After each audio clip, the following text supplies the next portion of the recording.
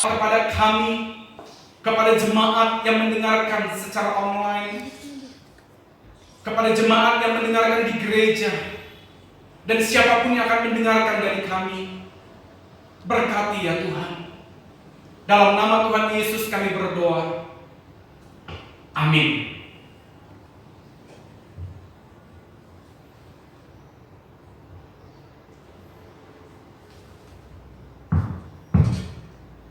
Shalom. Ya, puji nama Tuhan. Bapak Ibu Saudaraku yang terkasih dalam nama Tuhan, baik yang ada di gereja maupun yang ada di rumah mengikuti secara online, kita mengucap syukur kepada Tuhan. Saya dan saudara kita semua bisa mengikuti atau masuk di dalam bulan Oktober minggu pertama. Ini semua bukan karena kuat dan gagah kita, tapi semua oleh karena anugerah, kasih, dan kemurahan Tuhan. Tuhan meluputkan kita dari sakit penyakit. Tuhan meluputkan kita dari bencana, malapetaka, dan malabahaya. Tuhan masih memberikan kita kehidupan, dan kita harus bersyukur, dan kita harus memuji, kita harus meninggikan, dan kita harus membesarkan nama Tuhan.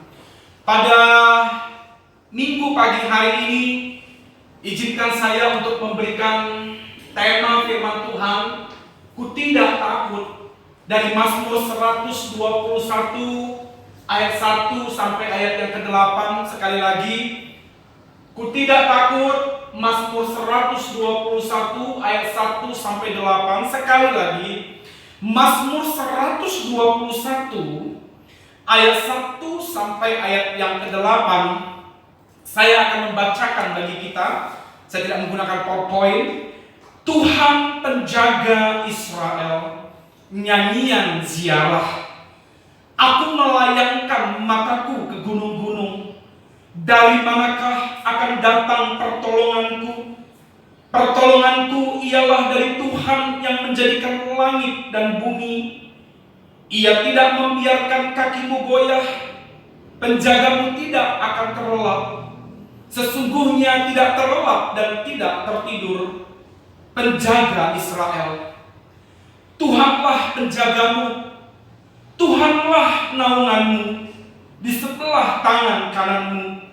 Matahari tidak menyakiti engkau pada waktu siang, atau bulan pada waktu malam. Tuhan akan menjaga engkau terhadap segala kecelakaan. Ia akan menjaga nyawamu. Tuhan akan menjaga keluar masukmu dari sekarang sampai selama-lamanya. Amin. Puji Tuhan. Tadi saya lupa. Saya pikir di tas saya ada kacamata saya, ternyata tidak ada. Tadi saya agak sedikit nervous. Saya berpikir, wah ini saya akan baca salah-salah gitu. Tapi puji Tuhan, Tuhan menolong saya sehingga saya bisa membaca firman Tuhan dengan tegas dan tidak salah. Nah, Bapak Ibu Saudaraku yang terkasih di dalam nama Tuhan Yesus Kristus, Kitab Mazmur adalah kitab yang unik. Kitab Mazmur adalah kitab ziarah. Juga Musa ada penulisnya, Salomo juga ada menulis, dan ada juga yang menulis tapi tidak ketahuan siapa penulisnya.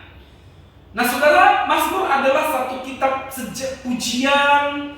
Mazmur adalah kitab ziarah di mana ketika bangsa Israel mereka melihat kebaikan Tuhan, merasakan pertolongan Tuhan, mereka melihat bagaimana Tuhan menyertai mereka, dan pemazmur mulai mengangkat pujian dengan memazmurkan, dengan memuji Tuhan, sehingga adalah kitab Mazmur ini. Dan sesungguhnya kitab Mazmur ini tidak dibaca tapi dinyanyikan. Maka kalau saudara lihat ada dalam kitab Mazmur ada Selah. Jadi kalau ketemu kata Selah, itu berarti berhenti sejenak, seperti kalau kita nyanyi seperti musik sebentar, lalu lanjut lagi bernyanyi seperti itu. Nah, Bapak Ibu Saudara yang terkasih dalam nama Tuhan Yesus, sejauh pembacaan firman Tuhan yang saya dan saudara baca hari ini, kita melihat sepertinya ada satu pergumulan dari pemazmur. Nah, saudara yang dikasih Tuhan, di mana peziarah mereka mencoba menghibur diri mereka dengan mengatakan, Tuhanlah penolongku. Sebelumnya pada ayat 1 dikatakan, aku melayangkan mataku ke gunung-gunung. Dari manakah akan datang pertolonganku? Dan ayat 2 dikatakan, pertolonganku ialah dari Tuhan. Jadi mereka bertanya siapa penolong mereka, lalu mereka menemukan siapa yang menolong mereka, dan mereka mengatakan dengan tegas bahwa Tuhanlah penolongku. Nah, saudara yang terkasih dalam nama Tuhan Yesus Kristus, apa yang melatar belakangi dari kitab Mazmur 121? Nah, saudara, kitab Mazmur 121 adalah di mana bait Allah itu hanya terpusat di Yerusalem. Bait Allah tidak ada 2, tidak ada 3, tidak ada 4, tidak ada 5. Bait Allah hanya ada 1, dan itu ada di Yerusalem. Jadi setiap orang yang percaya kepada Yahweh, percaya kepada Allah Israel, ketika mereka akan datang menyembah Tuhan, mereka harus berpusat dan datang ke Yerusalem. Nah, saudara, ketika mereka datang ke Yerusalem, ketika mereka datang ke Yerusalem, mereka melihat, mereka melewati lembah-lembah, gunung-gunung, bukit-bukit, dan ini membuat perjalanan mereka cukup panjang dan banyak rintangan yang mereka hadapi, baik terik matahari. Maka saudara temukan tadi dikatakan apa? Matahari tidak menyakiti engkau gitu ya, dan bulan tidak menyakiti engkau. Mereka melewati yang namanya panas matahari, terik matahari, hujan mereka lewati. Dan bagi saya, pengamatan saya, penilaian saya, penafsiran saya, kalau hanya hujan dan matahari bukan satu hal yang masalah. Tetapi yang menjadi masalah utama adalah ketika bangsa Israel atau pemazmur ingin datang memuji Tuhan ke bait Allah, mereka akan berhadapan dengan yang namanya perampok. Mereka berhadapan dengan gali, mereka berhadapan dengan pembunuh. Maka mereka berkata, aku melayangkan mataku ke gunung-gunung. Dari manakah akan datang pertolonganku? Pertolonganku ialah datang daripada Allah yang menjadikan langit bumi dan segala isinya. Sementara saudara, pemazmur mereka takut mau menyembah Tuhan ke bait Allah di Yerusalem, karena mereka mencemaskan keselamatan mereka ketika perjalanan ke Yerusalem. Tetapi akhirnya mereka sadar bahwa Allah lah pertolongan mereka. Tema pada pagi hari ini adalah ku tidak takut. Ku tidak takut. Mengapa pemazmur menjadi tidak takut? Saya menemukan 3 hal dari Mazmur 121 ayat 1 sampai ayat 8. Yang pertama adalah mengapa pemazmur menjadi tidak takut dan mereka tetap datang ke Yerusalem. Mereka menghadapi pembunuh, menghadapi gali, menghadapi perampok. Mereka tetap datang kepada Tuhan. Kenapa? Yang pertama adalah pemazmur berkata, Tuhan penolongku.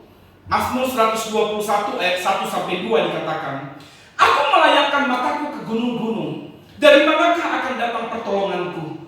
Pertolonganku ialah dari Tuhan yang menjadikan langit, bumi, dan segala isinya.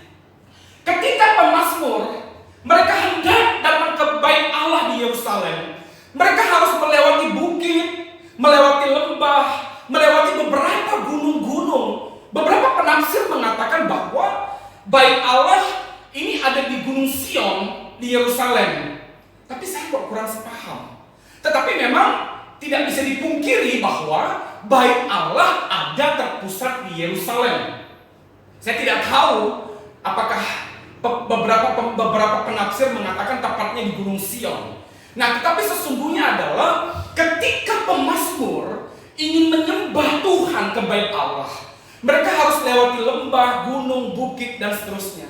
Ada kecemasan dalam hati mereka. Mereka berpikir, saudara, ketika nanti kami dalam perjalanan ingin menyembah Tuhan, ketika mungkin kami akan kepanasan, kehujanan, ketika perampok akan datang akan membunuh kami, atau merampok kami, membinasakan kami, merugikan kami, maka pemazmur berkata apa? Dia melayangkan matanya ke gunung-gunung. Pemazmur berharap, pemazmur atau orang-orang yang mau ziarah atau orang-orang yang mau menyembah Tuhan kepada Allah di Yerusalem, mereka berharap kalau ketika mereka dalam bencana atau bahaya, mereka berharap orang-orang yang tinggal di pegunungan, orang-orang yang tinggal di lereng gunung, orang-orang yang tinggal di daerah pegunungan, kalau mereka teriak, mereka akan datang menolong. Maka pemazmur bilang, kan aku melayangkan mataku ke gunung-gunung, dari manakah akan datang pertolonganku? Tetapi akhirnya pemazmur menyadari bahwa manusia tidak bisa menolong mereka. Manusia tidak bisa menyelamatkan mereka. Maka pemazmur sadar bahwa kalau mereka berharap kepada manusia, mereka akan kecewa. Maka pada yang kedua dikatakan, pertolonganku ialah dari Tuhan yang menjadikan langit dan bumi. Pertolonganku ialah datang. Jadi pertolonganku bukan datang dari orang-orang yang tinggal di pegunungan, di lereng pegunungan. Orang-orang yang ketika kami teriak minta bantuan, orang akan datang menolong kami. No. Tetapi pemazmur berkata, pertolonganku ialah datang daripada Allah yang menjadikan langit dan bumi. Dan pemahaman ini membuat akhirnya pemazmur untuk tetap datang, maju, melangkah untuk menyembah Allah, kebait Allah yang ada di Yerusalem. Mereka tidak undur, mereka tidak tawar hati, mereka tetap datang, mereka tetap menyembah Tuhan. Nah, saudara yang dikasihi Tuhan, apa yang bisa kita petik dari poin yang pertama? Apa yang saya dan saudara bisa petik dari poin yang pertama? Saudara, kadang-kadang kita juga sama seperti pemazmur. Kita mungkin diperhadapkan dengan banyak rintangan, tantangan, dan ancaman dalam kehidupan kita. Kita mungkin berharap manusia bisa menolong kita. Ya, tidak salah. Tuhan bisa memakai manusia menolong aku dan engkau. Tuhan bisa memakai saya dan saudara menolong kita. Tetapi saudara, ada satu pribadi yang tidak pernah meninggalkan aku dan kamu, meninggalkan saya dan saudara. Ada satu pribadi yang tidak akan pernah meninggalkan ciptaan dan perbuatan tangannya. Ada satu pribadi yang tidak akan pernah meninggalkan saya dan saudara, apapun situasi kita, yaitu Yesus Kristus yang adalah Tuhan dan Juru Selamat. Saudara, maka sebagai orang percaya, sebagai orang yang sudah ditebus dan diselamatkan oleh Allah, kita harus berkata, pertolonganku datang daripada Allah yang menjadikan langit, bumi, dan segala isinya. Jadi saudara sudah mengerti Mazmur 121? Mengapa mereka mengatakan, aku melayangkan mata ke gunung-gunung? Ayat 1 dan ayat 2, pertolonganku dari Tuhan. Ini latar belakangnya adalah di mana bangsa Israel atau orang percaya yang ingin datang ke bait Allah, mereka penuh rintangan, mereka penuh tantangan, mereka harus lewat gunung dan lebih banyak hal. Saudara, ketika saudara datang ke gereja, apakah saudara menghadapi tantangan? Ketika saudara datang menyembah Tuhan, apakah saudara harus melewati lembah gunung? Ketika saudara datang untuk menyembah Tuhan ke gereja, apakah saudara ada ancaman, ada orang yang membunuh saudara? Ketika saudara mau datang menyembah Tuhan ke gereja, beribadah ke gereja, apakah ada sesuatu yang sulit bagi saudara? Saya pikir tidak. Jadi, apa alasan kita untuk tidak datang menyembah Tuhan? Apa alasan kita untuk takut datang menyembah Tuhan? Saudara, ya, ketika kita mission trip ke pedalaman, ya, ketika kita melayani ke pedalaman, kita harus menempuh jalan kaki berjam-jam. Kita harus melewati medan yang sulit. Kita melihat bagaimana orang-orang datang ke gereja dengan kondisi yang sangat sulit. Saudara, hati saya menangis dan saya berkata kepada Tuhan, Tuhan, saya malu. Mereka yang harus ke gereja sana jalannya berjam-jam, nyebrang sungai. Iya, kalau hujan airnya pasang naik, mereka harus muter, bahkan mereka harus berenang buka baju sampai di sana baru pasang baju, pakai baju lagi. Tapi saya ke gereja, begitu dekatnya dari rumah ke gereja, ada mobil, gereja kasih fasilitas yang baik.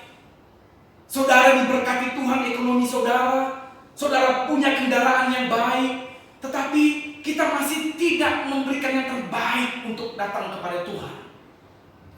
Kita pakai banyak alasan untuk tidak menyembah Tuhan. Tapi hari ini mari belajar dari pemazmur, belajar dari orang-orang yang menyembah Tuhan. Mereka untuk datang ke bait Allah penuh dengan rintangan. Tapi mereka rintangan, ancaman tidak menjadi alasan untuk mereka tidak menyembah Tuhan. Awalnya ya mereka takut, tapi akhirnya mereka maju jalan dan melangkah. Dan saudara, mereka sambil bernyanyi ketika mereka datang ke bait Allah. Mereka menuju ke Yerusalem. Ini dinyanyikan mereka. Mereka menyanyikan seperti mungkin kurang lebih, tapi mungkin kurang lebih mereka akan bernyanyi bahwa aku melayangkan mataku ke gunung-gunung. Dari manakah akan datang pertolonganku? Pertolonganku ialah dari Tuhan yang menjadikan langit, bumi, dan segala. Ternyata saudara, secara psikologis ketika seseorang takut, orang nyanyi, apalagi nyanyian itu dinyanyikan untuk Tuhan, itu akan membangkitkan semangat dan keberanian. Jadi ini yang dilakukan oleh pemazmur. Mereka sambil jalan, ada rasa takut. Mereka mulai, ketika mereka mau ke Yerusalem, mereka lirik kanan kiri, jangan-jangan ada keluar perampok dari balik gunung. Mereka agak takut, tapi mereka sambil nyanyi, sambil nyembah Tuhan. Dan itu tidak menyurutkan semangat mereka untuk datang menyembah kepada Tuhan. Jadi yang pertama, mengapa pemazmur tidak takut? Yang pertama adalah karena Tuhan penolong mereka. Ayat 1 sampai ayat 2. Yang kedua, mengapa pemazmur tidak takut? Yang kedua, saudara, ini penting. Ini penting. Karena pemazmur mengenal karakter Tuhan yang mereka sembah. Yang kedua, karena pemazmur mengenal karakter Tuhan yang mereka sembah, ayat 3 sampai 6. Dikatakan demikian, Ia tidak akan membiarkan kakimu goyah, penjagamu tidak akan terlelap, sesungguhnya tidak akan terlelap dan tidak tertidur. Penjaga Israel, Tuhanlah penjagamu, Tuhanlah naunganmu, sebelah tangan kananmu. Matahari tidak akan menyakiti engkau pada waktu siang, atau bulan pada waktu malam. Poin yang kedua, mengapa pemazmur tidak takut? Karena pemazmur mengenal betul karakter Allah Israel yang mereka sembah. Apa yang mereka tahu? Yang pertama adalah tidak akan membiarkan kaki mereka goyah. Penjaga mereka, Allah Israel, tidak terlelap dan tidak tertidur. Penjaga mereka adalah penjaga Israel, Allah yang hidup. Dan dikatakan apa? Mereka tekankan, Tuhanlah. Tuhanlah naunganmu di sebelah kananmu. Saudara, pemahaman ini membuat mereka, jadi meyakini mereka untuk percaya bahwa Tuhan yang mereka sembah di Israel, yang mereka sembah di bait Allah, itu adalah Allah yang hidup. Mereka tahu bahwa Allah yang mereka sembah adalah Allah yang tidak pernah tidur, Allah yang tidak pernah terlelap, Allah yang tidak akan pernah membiarkan kaki umatnya goyah. Ayah Allah penjaga Israel. Saudara, kita tidak cukup hanya berkata bahwa aku tahu Tuhan. Kita tidak hanya cukup berkata bahwa saya percaya Tuhan. Tapi saudara harus mengenal karakter Tuhan yang saudara sembah. Karena ketika saudara mengenal karakter Allah yang saudara sembah, saudara akan semakin cinta dengan Tuhan. Saudara akan semakin takjub dengan Tuhan. Saudara akan semakin hormat dan memberikan yang terbaik buat Tuhan.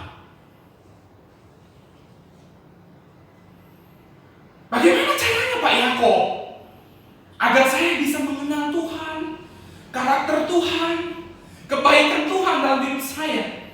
Saudara, ingat segala kebaikan Tuhan. Ingat segala perbuatan Tuhan dalam hidupmu sampai detik ini. Ingat segala apapun yang sudah Tuhan kerjakan. Engkau akan menaikkan syukurmu kepada Allah. Dan engkau tahu siapa Allah. Engkau kenal karakternya. Sama halnya seperti anak dan orang tua. Anak pasti tahu karakter para ayahnya. Seorang anak pasti mengenal betul karakter ayahnya. Sehingga ia mempercayakan hidupnya kepada ayahnya. Dia tahu betul bahwa ayahnya tidak akan pernah menyakiti dia. Dia tahu betul bahwa anak tahu betul bahwa ayahnya tidak akan mengecewakan dia. Ini adalah ungkapan dari bangsa Israel. Ini adalah ungkapan dari orang yang ingin menyembah Tuhan datang ke Yerusalem. Mereka sambil bernyanyi. Mereka sambil ada rasa takut. Memang ada cemas secara manusia. Tapi mereka sambil bernyanyi, mereka berkata, Tuhanku tidak terlelap, Tuhanku tidak tertidur, Tuhanku penjaga Israel, Tuhanku adalah naunganku. Sambil nyanyi, mereka terus jalan melewati gunung, melewati lembah, sampai akhirnya mereka sampai di Yerusalem. Mereka sampai di Bait Allah, sampai mereka pulang ke rumah mereka. Tidak ada satu preman, tidak ada satu perampok, tidak ada satu orang pun yang menyakiti mereka. Karena Allah mereka sungguh-sungguh Allah yang hidup dan bertanggung jawab.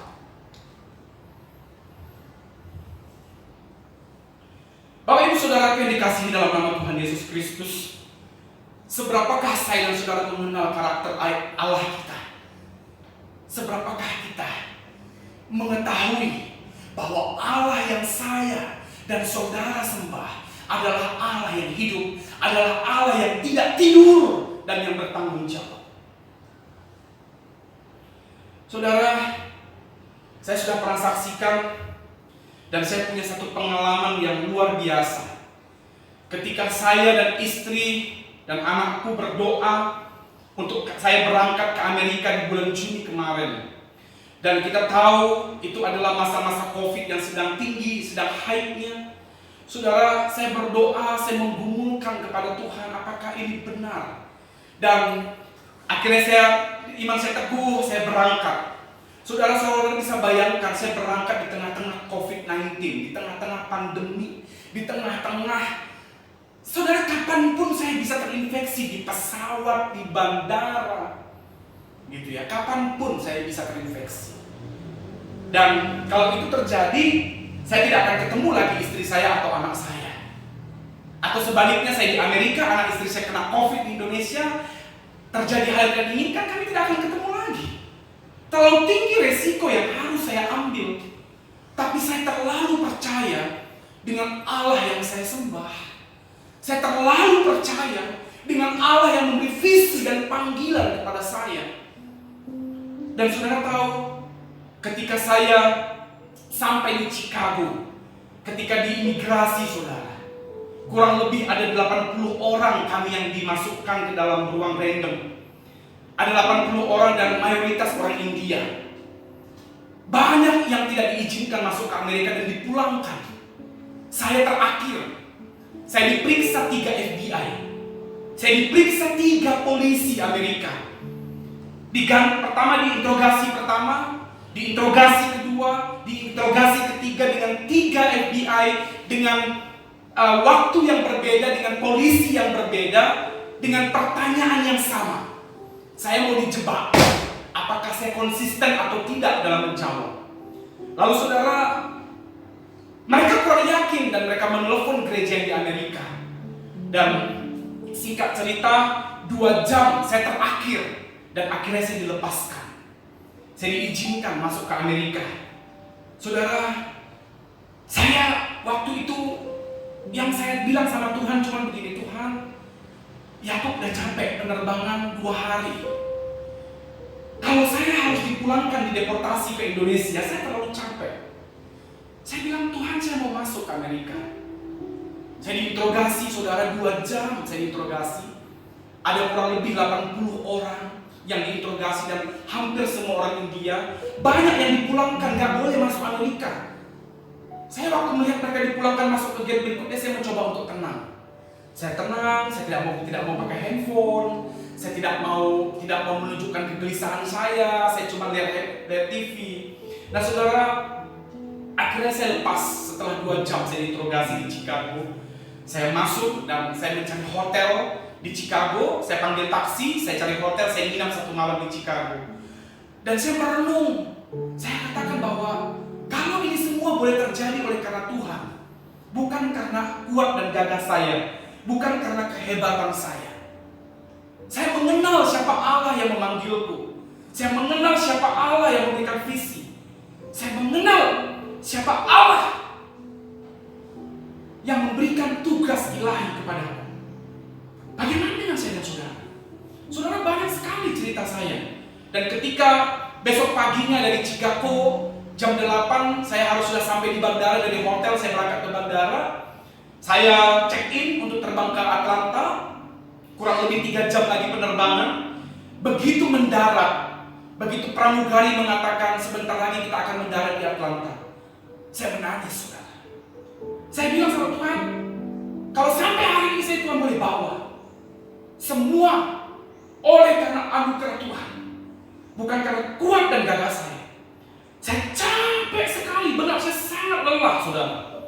Dan waktu saya mendarat di Atlanta, Tuhan kasih sesuatu di hati saya dan Tuhan katakan, itu bukan karena kuatmu, tapi karena penyertaanmu. Nah saudara, itu pengalaman yang saya alami. Banyak sekali. Saya harus di Amerika nyetir sendiri, saya harus melakukan semua kegiatan sendiri. Bahasa Inggris saya kurang baik, tapi saya harus lakukan sendiri. Saya harus belanja sendiri, saya harus nyetir sendiri, saya harus ke bank buka account sendiri, saya harus kerjakan semua sendiri. Tapi semua oleh karena perintah Tuhan, dan sungguh-sungguh Allah yang kusembah adalah Allah yang hidup, Allah yang bertanggung jawab. Saudara, saya ingin nyanyikan satu lagu ini dan sangat memberkati saya. Ku tidak takut sebab Kau besertaku.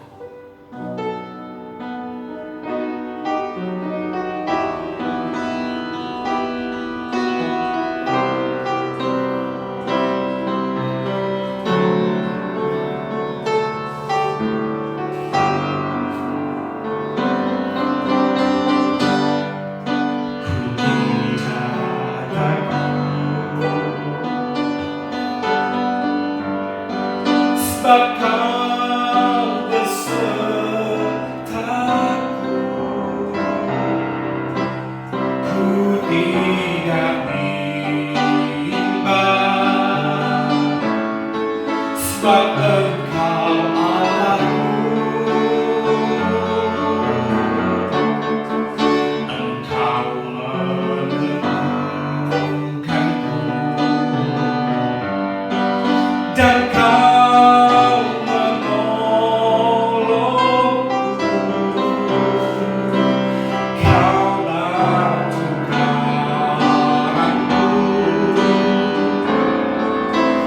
Yesus Tuhan.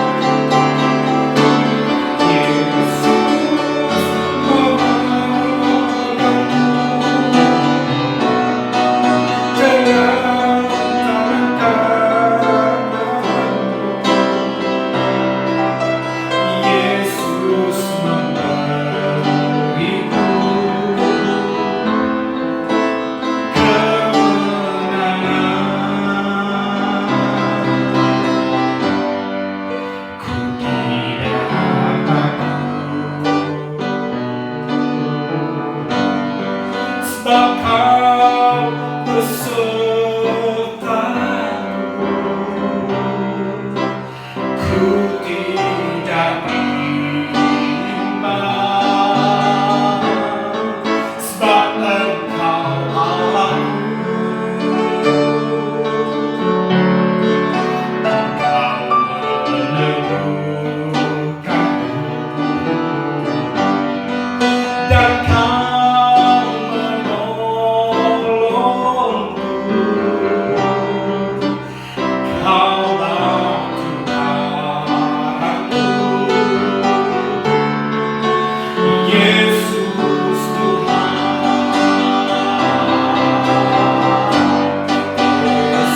Yesus memegangku dengan tangan kananmu. Yesus memberiku kemenangan. Yesus memegangku dengan tangan kananmu. Yesus memberiku kemenangan. Yesus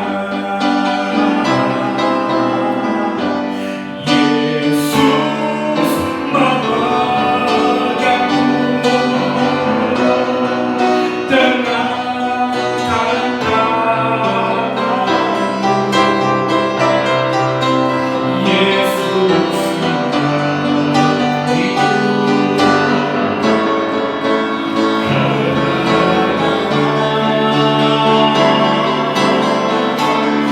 Yesus memegangku